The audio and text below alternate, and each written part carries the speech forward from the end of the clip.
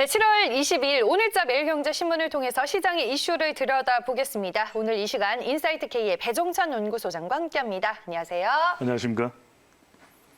네, 오늘 첫 번째 기사는 17면에 위치한 이 포스코의 실적 얘기를 한번 해보겠습니다.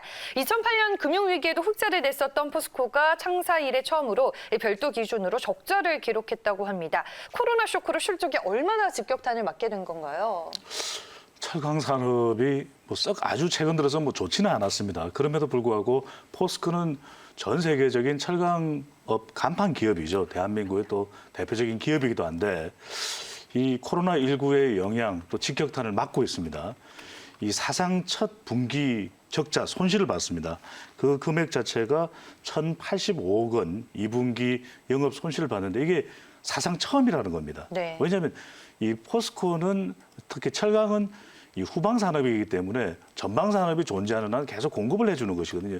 대표적인 이제 공급 대상이 되는 것이 전방 산업인 자동차, 또 조선, 또 가전 이렇게 되는데 이쪽 자체가 워낙 전방 산업 자체가 얼어붙어 있다 보니까 근데 여기다 이제 이중고가 뭐냐면은 이 철강 산업은 철광석이 원자재거든요. 근데 이 원자재가 중국에서 이 경기 부양책도 하고 있고 또 코로나19가 좀 먼저 잦아든 곳이 중국이거든요. 그러다 네. 보니까 철강 재료를 대량 이제 생산하기 시작하니까 철광석 가격이 부쩍 뛰어버린 겁니다. 그러니까 톤당 한 8, 90달러 정도 돼야 되는데 이게 100달러를 넘어버리니까 원자재의 가격은 상승을 했고 그런데 이제 이것을 이 철강 재료가 돼서 이 철강을 공급받는 전방산업, 자동차나 이쪽은 또 생산량이 줄어들어 버렸거든요. 그러니까 원자재 가격이 상승하고 오히려 수요는 급감하면서 이 포스코 쪽의 분기 실적으로 치명적인 결과가 나타났습니다. 네, 짚어주셨다시피 이중고를 겪고 있는 상황이고 전일 이제 장중에 실적을 발표한 포스코의 2분기 실적 얘기를 먼저 나눠봤고요. 그러면 이제 이번 실적 부진을 딛고 하반기에는 어떻게 이 수익성을 좀 제고하겠다라는 전략인가요? 그러니까 지금 어려운 상황 자체가 이제는 개선될 것이라고 네. 하는 희망적인 이제 기대와 전망도 있고 여기에다가 이 자체적으로도 원가 절감을 하겠다 이런 이제 의지를 뚜렷하게 이제 밝히고 있는데 일단 이제 포스코 철강 부분만 놓고 보면은 사상 첫 별도 기준으로 연결 기준은 아닙니다.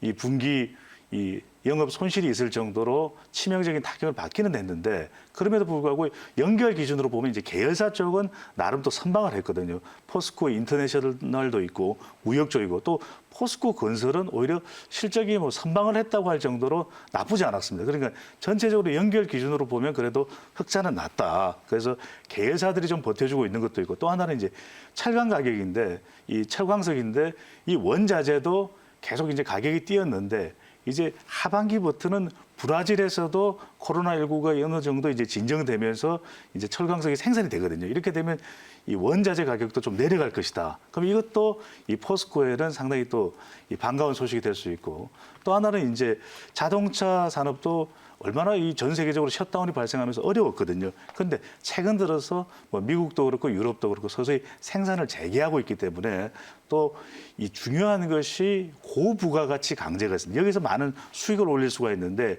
이 판매량 자체가 상당히 떨어졌던 것이 하반기에는 좀 이것이 복구되지 않겠냐, 회복되지 않겠냐라고 하는 기대가 있고 이렇게 또 포스코도 목표를 잡고 있습니다. 그러니까 자동차, 또 발전기, 또 가전 쪽으로 들어가는 고부가가치, 고수익률이 되는 제품들을 많이 판매할 수 있는 전망이 나오고 있기 때문에 또 이 원가 절감을 하겠다 자체적으로 이런 부분도 강조되면서 하반기에는 좀 실적이 살아나고 개선하겠다라고 하는 전망을 하고 있습니다. 네, 알겠습니다. 그럼 전일 이제 장중에 2분기 실적을 공개한 포스코의 주가 어떻게 마감이 됐는지 확인해 보겠습니다. 오후 1시 30분쯤에 2분기 실적이 공개가 됐습니다. 하지만 주가는 상승으로 마감이 됐는데요. 일단은 코로나로 인해서 실적에 뒷걸음질 치게 됐지만 전방 산업의 정상화로 인해서 2분기 실적이 바닥일 수도 있다라는 인식이 좀 반영이 된 것 같습니다. 전일 포스코의 주가는 2% 넘게 올라 19만 1,500원에 마감이 됐고요. 외국인과 기관을 중심으로 매수세가 확인이 됐습니다. 네, 첫 번째 기사는 포스코 실적 얘기 나눠봤고요. 다음 두 번째 기사, 오늘자 매일경제신문 25면으로 가보겠습니다.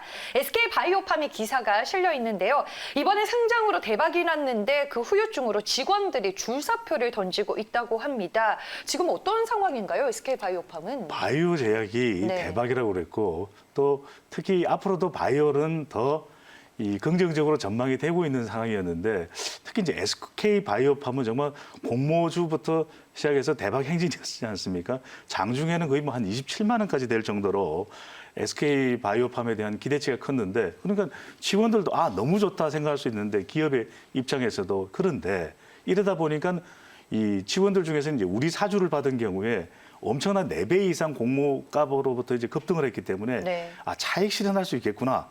이런 이제 판단이 되면서 퇴사하겠다. 이런 의향자가 상당히 늘어난 것이 회사 입장으로서는 그 대박주의 저주 아닌가.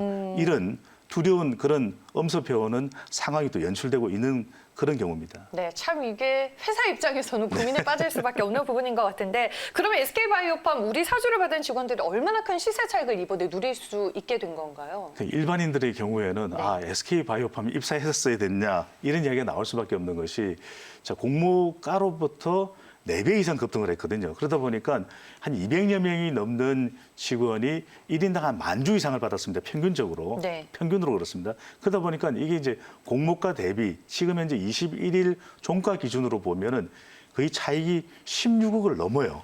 이러다 보니까 이거 정말 퇴사해야 되는 것 아니냐 그런 우려가 많이 있기는 했는데 게다가 이제 이 회사를 계속 다니게 되게 되면 1년 이후부터 보호예수에 걸려있기 때문에 이것에 대한 차익 실현이 가능한데 퇴사를 하게 되면 네. 젊은 직원들이 그런 유혹을 계속 받는 것이죠. 퇴사를 하게 되면 한 달 후에 입고가 되기 때문에 한 달 뒤에도 여전히 이 주식 장중 가격이 높다면 여기에 대한 엄청난 차익을 실현할 수 있기 때문에 그런 유혹을 받고 있는 퇴사의 유혹을 받고 있는 실정인 거죠. 아니 인터넷에서 보니까 내가 SK바이오팜 직원이라면 퇴사를 한다 안 한다 이런 뭐 재미난 투표까지 진행이 되고 있던데 이런 부분들이 좀 하나의 이슈가 되는 것 같습니다. 네.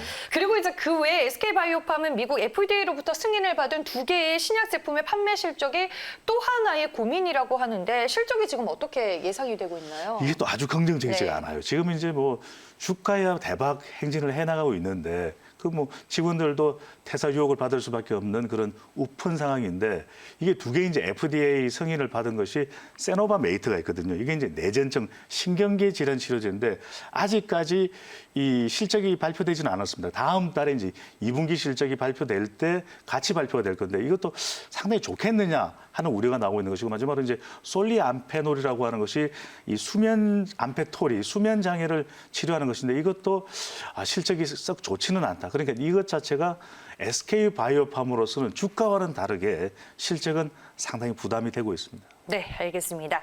SK바이오팜의 주가 흐름을 살펴보겠습니다. 최근 상장 이후로 급등한 뒤에 시장의 관심권에서 조금 멀어지면서 횡보하는 모습이 연출이 되고 있습니다. 전일 SK바이오팜의 주가는 0.80%, 1%에 가까운 하방 압력을 받았고요. 185만 5,500원에 마감이 됐습니다. 네, 이렇게 해서 오늘자 매일경제신문에서 투자 아이디어가 될 만한 기사 2가지로 만나봤고요. 지금까지 인사이트K의 배종찬 연구소장과 함께했습니다. 고맙습니다. 감사합니다.